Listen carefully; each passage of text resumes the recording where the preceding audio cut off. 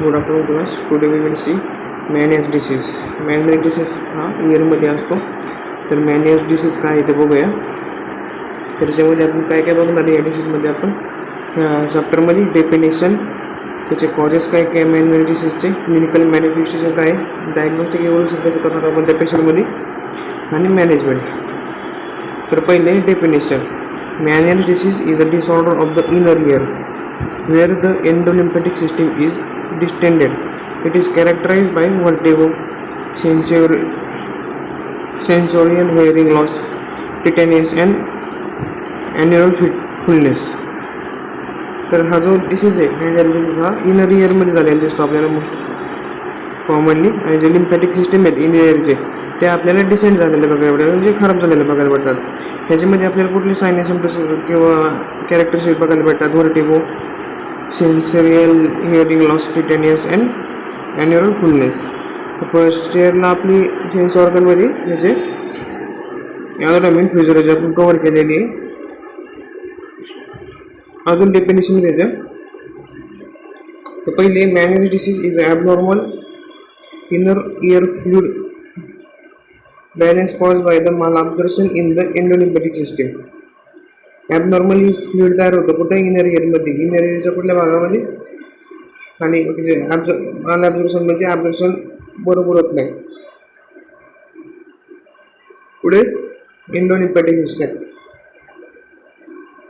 Manage disease is a disorder that affect the inner ear, the responsible for hearing and balance. Evidence indicate that many people with Meniere's disease may have blockage in endolymphatic duct. तर या सगळ्या होत्या definition of Meniere's disease. As per your convenience दोन definition पाठ करून जाऊ.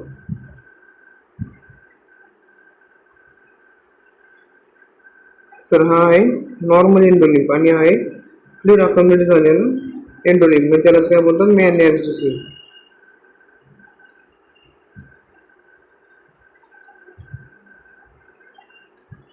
Next आहे causes काय काय. अननोन ऑटोइम्युन डिसीज, ॲलर्जी असेल कुठली पेशंटला, एंडोलिम्फॅटिक हायड्रॉप झालेले असते, एंडोलिम्फॅटिक पाण्याचे ड्रॉप गेले असतील, either increase pressure in the system or rupture of the inner ear membrane occur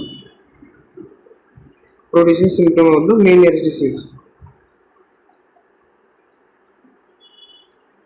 याचे रिस्क फॅक्टर काय काय आहेत, म्हणजे कोणत्या पेशंटला लवकर होऊ शकतो? टॉक्सिसिटी, ज्यांचं अल्कोहोल कन्झम्पशन किंवा टोबॅकोचे जास्त आहे त्यामध्ये, ज्या पेशंटला हेअर ट्रॉमा झालेला आहे त्या पेशंटमध्ये Meniere's disease बघायला भेटतो.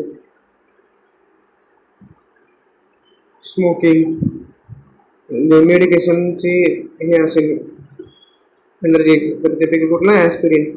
मेटाबॉलिक डिसऑर्डर असतील म्हणजे हायपरथायरॉइडिझम असेल, इमोशनल फॅक्टर्स म्हणजे स्ट्रेस असेल, किंवा ॲनाटॉमिकल ॲबनॉर्मलिटीज. पेशंटच्या इयरमध्ये कुठले पण ॲनाटॉमिकल ॲबनॉर्मलिटीज असतील त्या कंडिशनमध्ये पण पेशंट रिस्कवरती असतो की त्याला Meniere's disease होण्याचे चान्सेस असतात.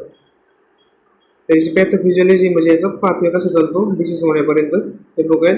पहिले इटेरोजोगल कॉज. आता आपण जे कॉजेस बघितले ते येतात पहिले कुठलं तरी आहे, त्याच्यानंतर ओव्हर प्रोडक्शन होतं कशामध्ये? एंडोलिम्फमध्ये. आणि excessive accommodation of fluid in inner year. त्याच्यानंतर एक्सेसिव्ह अकोमोडेशन झाल्यानंतर जो प्रेशर येतो इन्क्रीज होतो आणि ते रप्चर होतं मेम्ब्रेन आणि permanently loss auditory and vestibular function.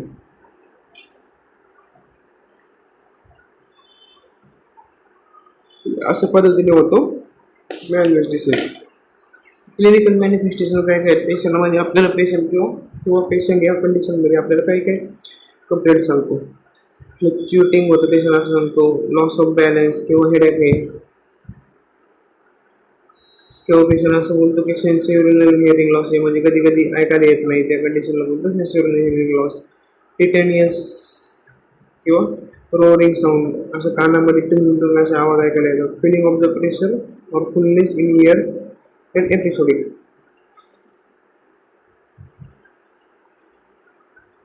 इनकॅपॅसिटेटिंग, vertigo, nausea and vomiting. हे सगळे क्लिनिकल मॅनिफेस्टेशन पेशंटमध्ये आपल्याला पेशंट हा कंप्लेंट घेऊन येतो Meniere's diseaseचा पेशंट.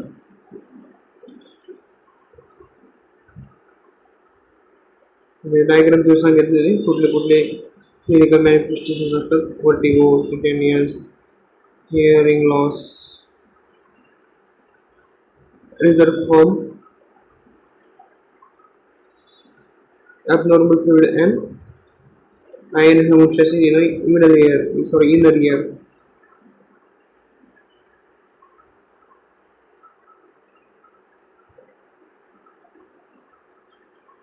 त्यांनी ह्या पेशंटमध्ये आपण कशा पद्धतीने असेसमेंट करणार आणि डायग्नोसिस करणार.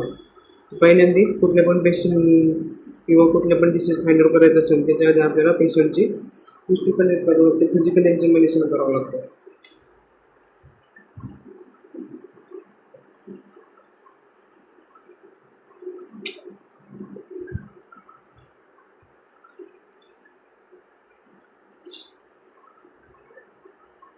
The patient during an acute attack, the patient has severe vertigo. The patient may sometimes hyporetic and pain. Vital signs may show elevated BP, pulse and respiration. Heart अटॅकच्या वेळेस पण आपल्याला पेशंटमध्ये वर्टिगो सिव्हिअर अमाऊंटमध्ये बघायला भेटतो. आणि vital साईन्समध्ये काय काय चेंजेस होतात, जो ब्लड प्रेशर येतो इलिव्हेटेड होतो, वाढतो, पल्सेस आणि रेस्पिरेशन रेट. तर याच्यामध्ये कुठल्या आपण टेस्ट करतो, वेबर्स टेस्ट करतो, फ्रॉम ट्युनिंग फोर्क, ऑटोस्कोपी करतो, ऑडिओमेट्री करतो आणि इलेक्ट्रोकोलिओग्राफी करतो, MRI आणि CT स्कॅन करतो. नेक्स्ट कॉम्प्लिकेशन काय दिसतं आपल्याला या पेशंटमध्ये, त्या पेशंटला वॉक करताना ॲबनॉर्मॅलिटी येतात का, तर तेव्हा इम्बॅलन्स असतो त्या पेशंटमध्ये, त्याच्यामुळे हिअरिंग लॉस. तर कॉम्प्लिकेशन आपल्याला पेशंटच्या ज्या इयरमध्ये मॅनेजेस झालेले तिथं बघायला भेटतो. पेशंटला इंजुरी होण्याची शक्यता असते, ट्रॉमा होण्याची शक्यता असते आणि जी लाईफ आहे, क्वालिटी ऑफ लाईफ ती डिक्रीज होती. तर या पेशंटमध्ये मॅनेजमेंट कसं करणार आपण, पहिलं मॅनेजमेंट मेडिकल. पेशंटला लो सोडियम डाएट द्यायचा. लो सोडियम डाएटमध्ये आपण 2000 mg पर डे एवढं सोडियम पेशंटला पर डे देतो. नंतर पेशंटला रिॲश्युरन्स करायचा आणि बेड रेस्ट घ्यायला सांगायची. सायकोलॉजिकल सपोर्ट द्यायचा पेशंटला. अँटी हिस्टामाइनमध्ये कुठले देतो आपण, मेकॅलेझाईन. ट्रँक्युलायझरमध्ये आपण देतो डायझेपॅम. अँटीएमेटिकमध्ये आपण देतो प्रोमिथाझाईन.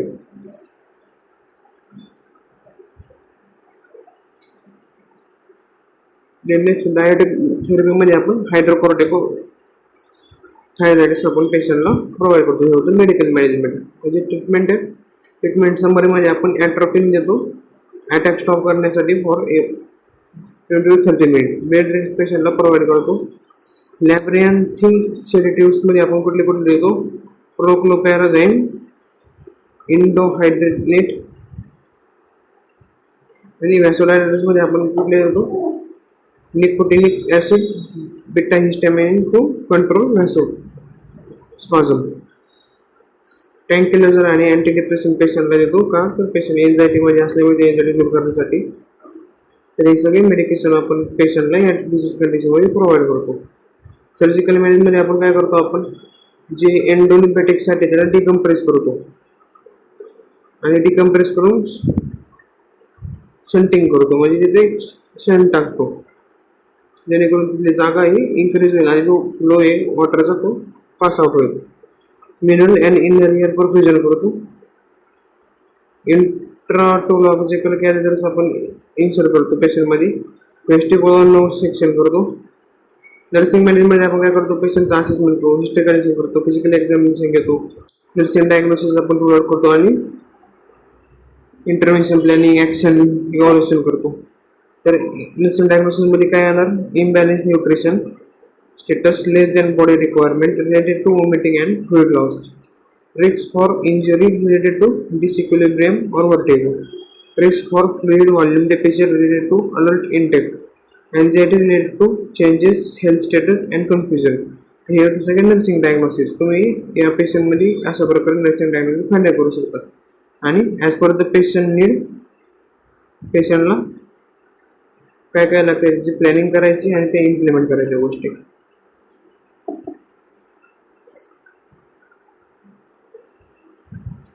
तर आपण एक एक डायग्नोसिस बघून त्याचे इंटरव्हेन्शन आपण काय काय करणार बघूयात पेशंटमध्ये. Alert auditory sensory perception related to alert state of the ear हे डायग्नोसिस. याच्यामध्ये इंटरव्हेन्शन काय करणार आपण, पेशंटची जी सिव्हिरिटी आणि फ्रिक्वेन्सी आहे त्याची त्याला असेस करणार आणि कुठले सिम्पटम्स आपल्याला दिसतात ते चेक करणार. तर पेशंटला मग आपण हेल्प करायचे कशासाठी, जे पेशंटचा ऑरा आहे किंवा पेशंटला अटॅकला प्रिपेअर करायचं. तर पेशंटला एन्करेज करायचं कशासाठी, lie down during the attack in a safe place. ज्यावेळेस असा अटॅक येतो त्यावेळेस पेशंटला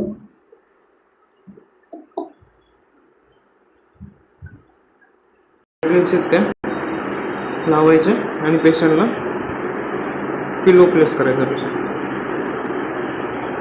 व्हायटल साईन चेक करायचं, फ्लुइड बॅलन्स मेंटेन ठेवायचं पेशंटमध्ये, हिअरिंग ॲक्टिव्हिटीला मॉनिटर करायचं पेशंटला, सायकोलॉजिकल सपोर्ट प्रोव्हाइड करायचं पेशंटला. जे मेडिकेशन डॉक्टरने प्रिस्क्राईब केलेले ते सगळे medication as per the right of 10 rights of medication administration त्या रूटनी त्या राईट्सनी पेशंटला मेडिकेशन प्रोव्हाइड करायचे.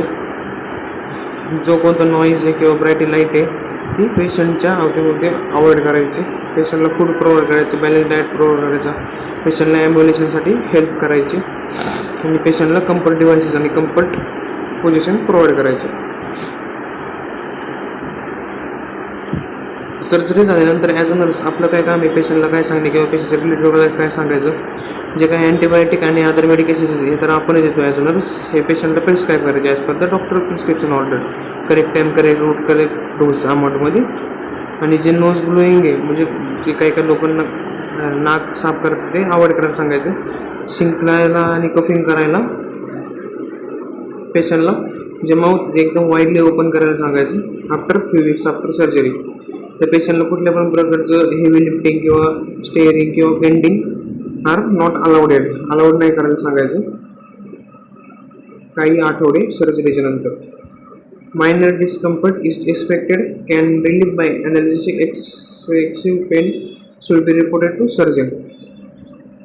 माइल्ड अमाऊंटमध्ये पेन होणं किंवा डिस्कम्फर्ट होणं पेशंटमध्ये हे साहजिक आहे, हे काही ॲबनॉर्मल थिंग्स नाही पेशंटमध्ये. पण खूप जास्त अमाऊंटमध्ये होतं पेन होत असेल तर you should be informed to surgeon.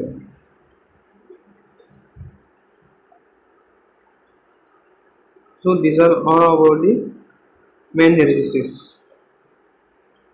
Thank you.